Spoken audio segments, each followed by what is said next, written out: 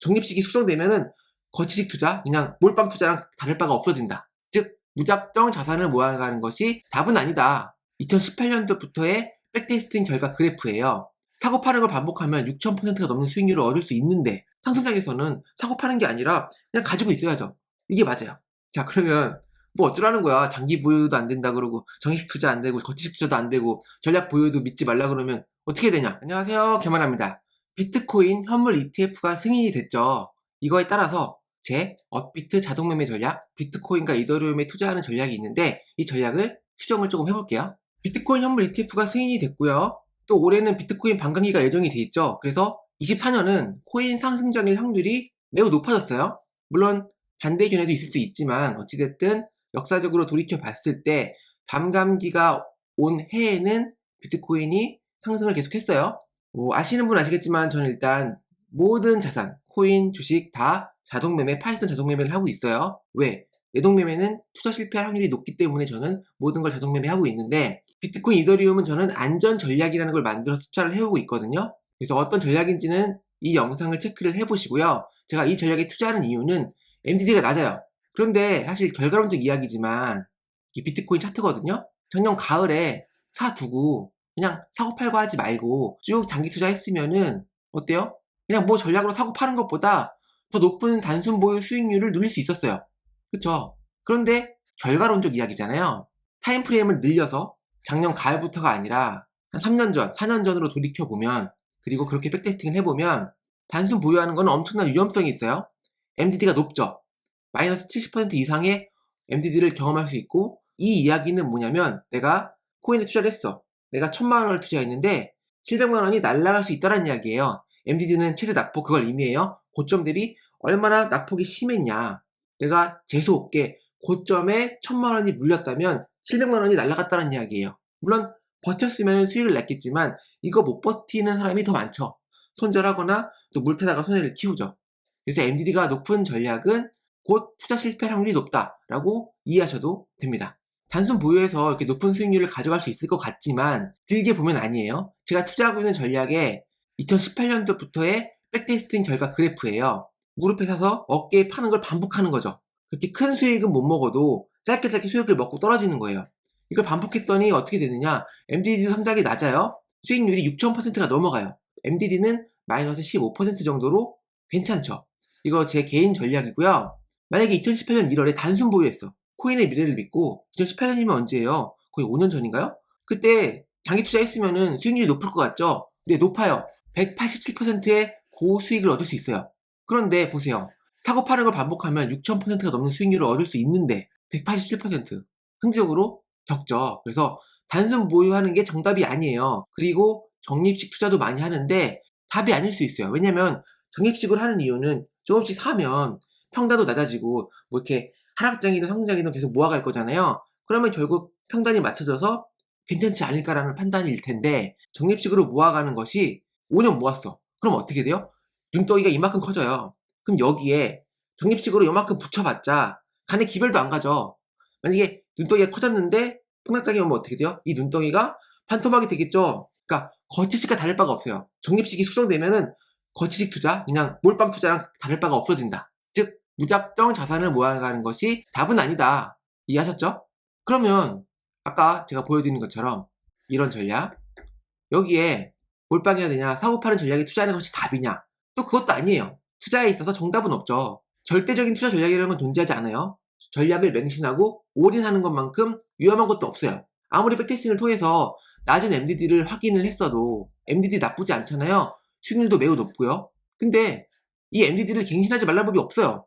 그냥 전략이 망가질 수 있다는 거죠. 그리고 서두에 언급했지만 상승장에서는 사고 파는 게 아니라 그냥 가지고 있어야죠. 이게 맞아요. 자, 그러면 뭐 어쩌라는 거야. 장기 보유도 안 된다 그러고 정식 투자 안 되고 거치식 투자도 안 되고 전략 보유도 믿지 말라 그러면 어떻게 되냐. 자, 섞으면 되죠. 한 가지 확실한 게 있어요. 투자 전략에 있어서, 투자에 있어서 현금 보유는 매우 중요해요. 이거 무시하면은 끊고 다쳐요. 제가 이전에 TQQQ 전략 만들 때 했던 게 뭐예요? 현금을 섞은 거예요. 그래서 안정적으로 한 달에 한 번만 매매하면 되는데 연복리 20% 이상을 무조건 가져갈 수 있는 전략을 만들었어요. 확인을 해보세요. 자, TQQQ뿐만 아니라 코인같이 위험 자산에도 현금을 섞어 투자하면은 괜찮게 돼요. 자, 비트코인을 100% 투자했으면은 MDD가 몇이에요? 마이너스 73%. 매우 높죠. 그런데 현금을 섞어버리면은 MDD가 확 줄죠. 사실 제 관점에서는 MDD 40도 높은 편이긴 해요. 자, 아무튼 현금은 언제나 옳다.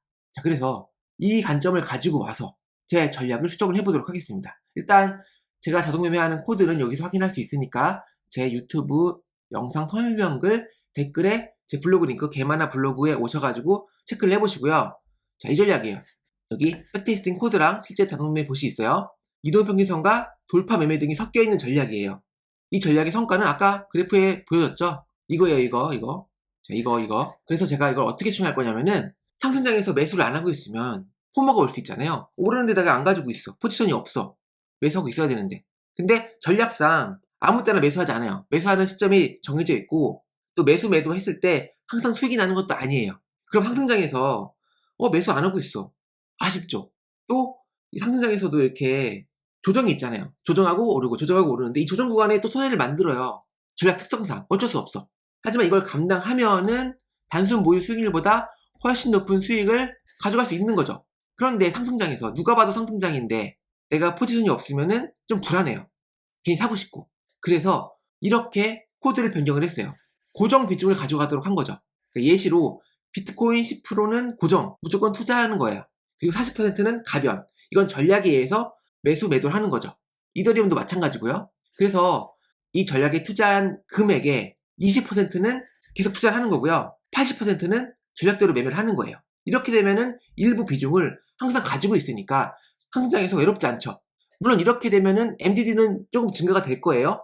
하락장에서도 20%의 비중을 가지고 있는 거니까요. 하지만 현금 비중이 80%가 되겠죠. 물론 전략이 사고팔긴 할 테지만 그래서 MDD가 그렇게 크지 않을 것으로 예상할 수가 있죠. 또 24년 코인 상승의 해라고 여러분들이 판단을 하신다면 고정 비중을 가지고 가는 것도 나쁘지 않아 보여요. 난 확신이 있다. 이번 올해 코인이 1억 돌파할 것 같아. 비트코인이 1억 이상 갈 것 같아. 그러면 이 고정 비중을 10%가 아니라 30으로 늘리고 이걸 20으로 줄일 수도 있겠죠. 이건 여러분들이 가변적으로 판단하셔가지고 투자를 하는 거예요. 투자의 정답은 없으니까요.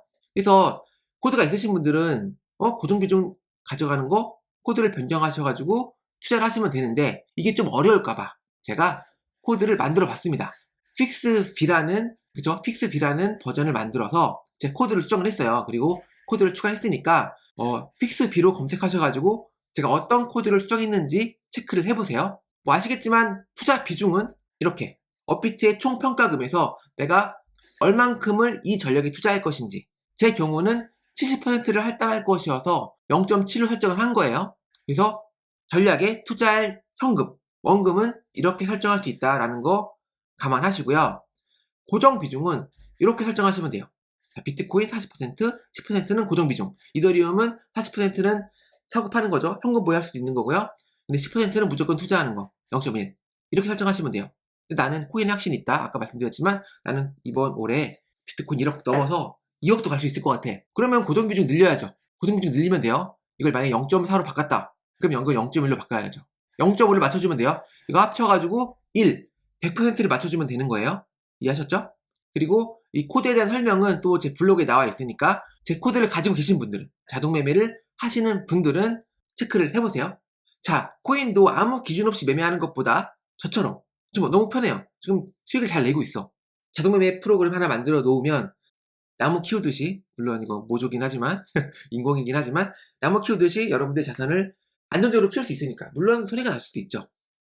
정답은 투자의 정답은 없어. 하지만 내동매매를 원천 차단하는 자동매매를 공부하는 거는 100세 시대 필수다. 저는 이런 생각을 가지고 있습니다. 여러분도 여기에 참여할 수 있는 어떤 그런 지혜를 가지시길 빌면서 영상을 마치도록 하겠습니다. 좋아요랑 구독 부탁드리고 저는 다음 영상에서 뵐게요. 감사합니다.